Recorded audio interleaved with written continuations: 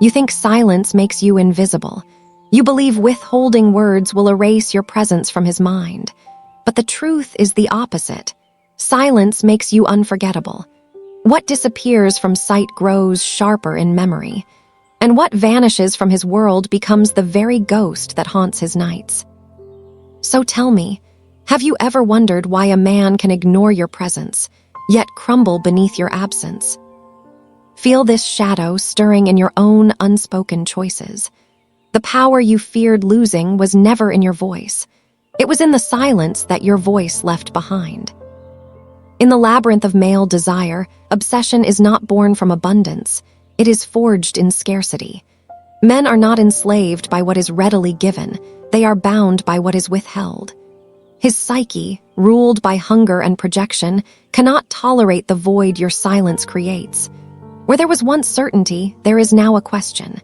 And in Jungian truth, the question is the true tyrant of the unconscious. When you step back into silence, you become the mirror he cannot control. His anima, the inner feminine image that drives him, is forced to awaken. She does not come gently. She arrives as a phantom, amplifying your absence into a consuming presence. What he thought was indifference begins to ache like thirst in a desert. And here lies the paradox. The more you give, the less he feels. The less you give, the more he craves. Desire is not nourished by fulfillment but sharpened by deprivation. Silence is not emptiness. It is the crown upon your head, invisible yet commanding. Do you feel it now? That the less you explain, the more he explains you to himself. That the less you chase, the more he runs into his own labyrinth, searching for the echo of your voice. He may distract himself with another woman's attention. He may fill his days with noise, with work, with fleeting pleasures. But silence has a way of crawling under the skin. Your absence becomes the mirror reflecting back his own shadow. And what he sees there is unbearable. His fear of being unworthy, his terror of rejection, his hunger to dominate what is beyond his grasp. The more he resists, the deeper the hook sinks. For man is not enslaved by your presence. He is enslaved by the story he cannot finish writing, and silence leaves the story unfinished. But here is the hidden danger and the hidden power. Silence awakens not only obsession, it awakens projection. A man in the grip of obsession does not see you. He sees fragments of his own shadow, dressed in your form. He chases not you, but the mirror of himself that you unknowingly hold. This is why silence is double-edged. To wield it, you must know your throne. A queen who withdraws in weakness drowns in her own silence. But a woman who withdraws in sovereignty turns silence into weapon and shield alike. And silence became the loudest scream in his unspoken heart. Does it echo now? Look closer into the shadow, because it already lives inside you. When you withdraw, you are not simply punishing him. You are stepping into the mythic feminine, the dark anima who creates hunger by absence. You are not waiting. You are ruling. You are commanding without command. Every moment of silence is a mirror he cannot shatter. Every unanswered message is a crown he cannot steal. Every withdrawal is a haunting he cannot bury. And the more he resists, the more he burns. But the labyrinth is vast, and the thread of silence winds deeper than he dares to walk. The obsession that begins as hunger may soon turn into madness, and the line between love and fear is thinner than he knows. The silence has only begun to speak, but the darkest chamber is yet to be opened. When silence first enters, it feels like a door quietly closing. But in the male psyche, that door does not seal peace. It awakens chaos. Jung wrote that the unconscious cannot bear a vacuum. When one presence vanishes, it rushes to fill the void with shadows, projections, fantasies. This is why your silence grows louder than any word you could ever speak. What he once dismissed as ordinary suddenly becomes sacred in its absence. The woman who texted first was easy to ignore. The woman who now speaks none becomes the oracle he cannot approach. He begins to remember the curve of your voice, the rhythm of your laughter, the smallest details he never once valued. Silence turns fragments into relics. Do you see it now? You are no longer a woman in his story. You have become the myth inside his unconscious. Here lies the cruelty and the beauty. Silence forces him to wrestle with his own anima. She is the eternal feminine within, half muse and half destroyer. When you vanish, she takes your face. She whispers in his dreams, turns his rest into fire, awakens his primal terror of abandonment. And he does not know whether he longs to hold you or whether he longs to conquer the phantom you left behind. Obsession thrives in this confusion, for obsession is never about the object itself, it is about the me. Our roar the object holds.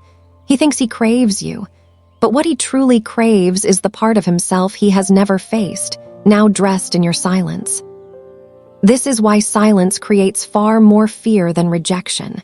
Rejection is clear. It gives the ego something to resist. Silence is open, undefined, infinite. It awakens the dread of not being enough and the hunger to prove himself against a ghost he cannot touch. And here your power grows, because silence is not passivity. Silence is not weakness. Silence is pressure. A weight he cannot lift, a crown he cannot touch. The Stoics knew this truth. Marcus Aurelius wrote that the soul is dyed with the color of its thoughts. When you withdraw, you stain his thoughts with absence until every corner of his mind is colored by you. But understand this, obsession born of silence is not love. It is possession without clarity. It is fire without form. If you do not master your own silence, it may consume you as well. For silence does not only haunt him, it tests you. It demands you sit in your own sovereignty without breaking. Will you fold and chase to soothe his unease? Or will you hold and let the storm carve its own prison? The more you withdraw, the more power you hold. Feel the paradox? Silence is emptiness, yet it is fullness. It is absence, yet it is presence. It is withdrawal, yet it is dominance. And this paradox is what traps him, endlessly circling the labyrinth with no thread to follow. But silence is not the end. Silence is the beginning of a deeper unraveling, because what begins as longing may soon turn into rage, and what starts as hunger may transform into fear. For the man who cannot master his own shadow will soon find himself shattered before the mirror you hold. And the mirror never lies. So tell me, do you dare keep holding that mirror steady? Or will you flinch when his shadow begins to bleed through? The silence has spoken once, but its second voice is darker, sharper, and far more dangerous. The crown gleams, but every jewel is cut from shadow, and the shadow is not yet finished with him. Silence is no longer absence. By now, it has become ritual. Each unanswered moment stretches like a rope around his chest, and every attempt to distract himself only tightens the knot. The unconscious is merciless. It will replay what he ignores, magnify what he resists, and bind him to what he cannot have. What was once a woman is now a labyrinth. He enters thinking he will find you waiting at the center. Instead, he finds his own reflection carved into every wall. Jung called this confrontation with the shadow, the parts of himself he refuses to see. Your silence forces him into that chamber, and he cannot leave until he wrestles with what hides there. This is why he grows restless, why he watches his phone at night, why he lingers on memories that once felt disposable. Silence has turned his comfort into torment. It has stripped away the illusion that he was in control. Do you recognize this shift? In the beginning, you were the one waiting. You were the one wondering. Now the axis has turned. Now he waits, he wonders, he aches. The throne has quietly changed hands. But here is the secret. Silence does not only expose his hunger, it exposes his fragility. For the man who cannot endure silence is the man enslaved to validation. And the deeper he craves, the more he reveals the cracks in his mask. This is the dangerous beauty of feminine sovereignty.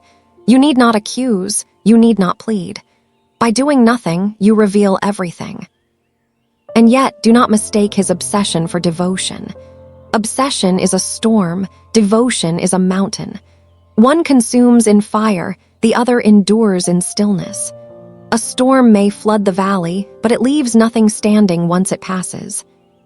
So ask yourself, is his return born of true recognition, or is it the frantic grasp of a drowning man? If he returns, it is not always because he loves. Sometimes it is because silence has unsettled his ego, and he cannot bear the wound of being forgotten.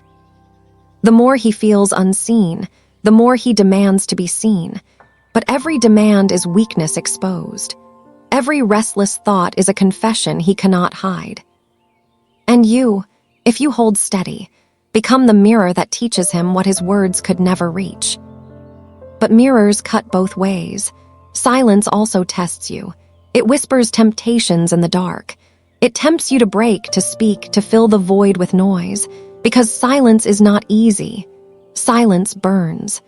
Silence demands trust in your own power, even when your heart screams for reassurance. Can you sit with that scream?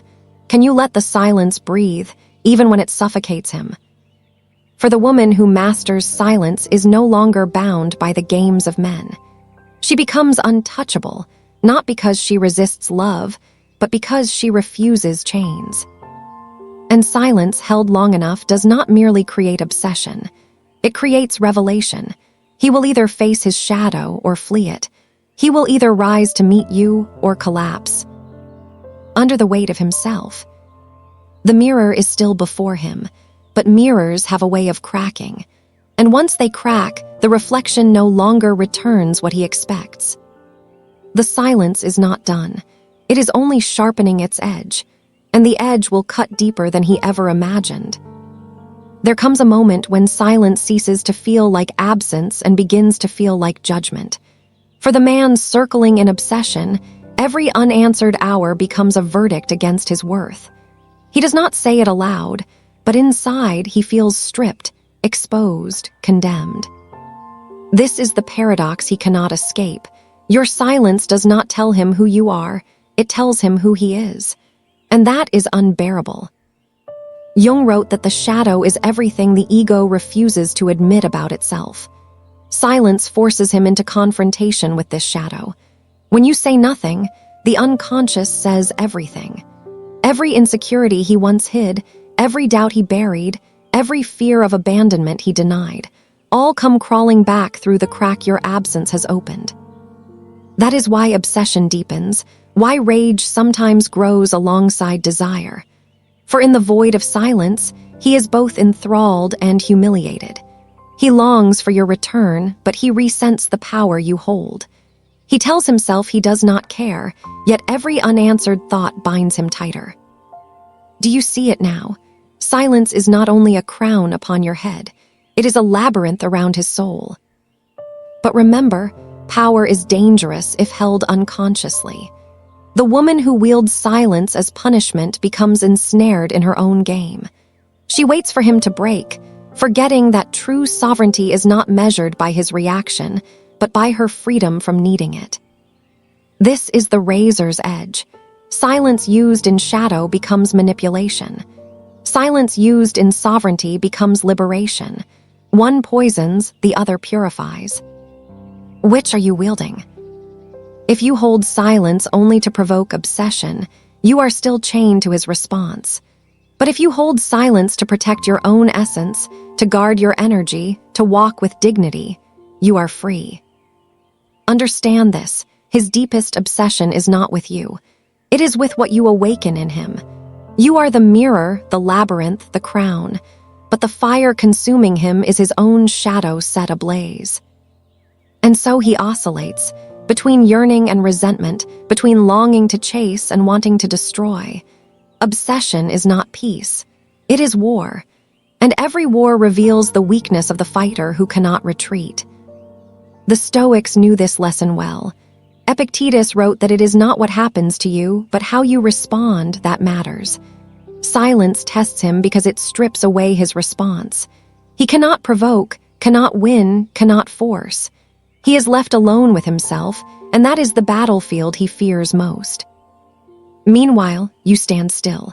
And stillness is the most terrifying power of all. Have you noticed this in your own life? The man who ignores your presence suddenly hunts for you when you disappear.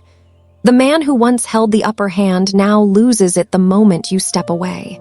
That is not magic. That is psychology. Because men do not crave what is loud. They crave what is withdrawn. They crave what forces them to chase their own shadow into the dark. But the shadow is treacherous, and obsession is never the final form. Silence has yet another voice, darker still, one that bends him not only toward desire but toward surrender or collapse. And the mirror he resists is about to crack. Obsession feeds until the mirror begins to break. At first, your silence drew him in, wrapping him in the mystery of absence. But silence is not static, it evolves. It sharpens into a blade, one that cuts deeper than longing. And when the reflection starts to fracture, he sees not only desire but terror. The terror of being nothing without your recognition. The terror of being replaceable. The terror of realizing that power was never his, though he convinced himself it was. This is where silence transforms from a game into revelation. For obsession cannot live forever. It either devours or dissolves. And as he stares into the cracked mirror, he must confront what few men ever dare to face, the hollow center of his own ego. Jung would call this the encounter with the self, the breaking of illusion. The woman who withdraws becomes not merely absent, but archetypal. She becomes the anima who holds his soul hostage until he faces his own shadow. And in that moment, he is no longer chasing you. He is chasing his own lost wholeness. But here lies the feminine paradox. Your silence did not make him weak. It revealed that he already was. This is why his obsession grows frantic, why he oscillates between hunger and hatred. He cannot conquer the mirror, and he cannot destroy the labyrinth. Every path he takes leads him back to the same haunting absence. And you, if you remain sovereign, are untouchable, because silence has freed you from his grasp, even as it binds him tighter. Do you feel this power now, the one that needs no performance, no end? Ois, no plea, the one that reigns by stillness. Silence is the crown that cannot be stolen. But silence is not meant to be eternal. Its purpose is not to punish, but to reveal him to himself, and to reveal you to yourself. If you hold it too long from fear, it rots into bitterness. If you wield it with sovereignty, it becomes initiation. For silence is not only what keeps him restless, it is what teaches you endurance. It shows you that you need not chase, you need not beg, you need not prove. You need only withdraw and let truth reveal itself in the void. The man who cannot survive your silence was never worthy of your voice. And the man who endures it, who transforms within it, who faces his own shadow through it, only he may return not as an addict, but as a sovereign equal. Until then, silence reigns. And yet, the labyrinth still twists further, because the deepest chamber of silence does not hold his obsession. It holds your liberation, and that door has not yet been opened. The silence has reached its final form, no longer a tactic, no longer a game. It has become transformation. What began as his obsession is now your liberation. Look closely. Obsession is only the surface. Beneath it lies a deeper truth. His craving was never for you, but for the power your silence revealed he did not possess. You were the mirror, the crown, the labyrinth, but he was the one trapped inside it. And in that trap, two outcomes await. The first is collapse. A man who cannot face the shadow will shatter when silence cracks the illusion. He will turn away, seek easier ground, blame you for what he could not endure. But that is not loss. That is clarity. The mirror revealed his weakness, and you are free. The second is rebirth. A man who dares confront his shadow may crawl through the labyrinth, bleeding but awake.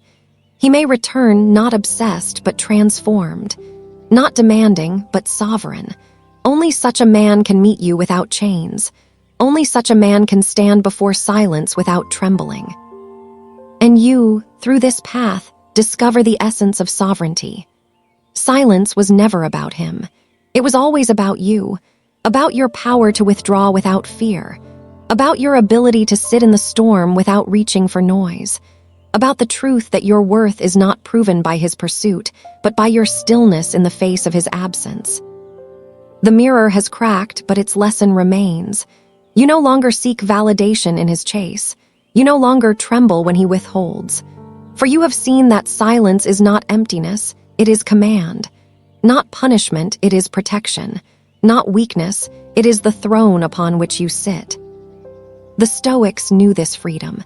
To need nothing from another is the highest form of strength. To govern your own reactions, your own desires, your own silence, that is mastery. Now the obsession dissolves, and sovereignty remains. The woman who knows her worth doesn't chase, she chooses.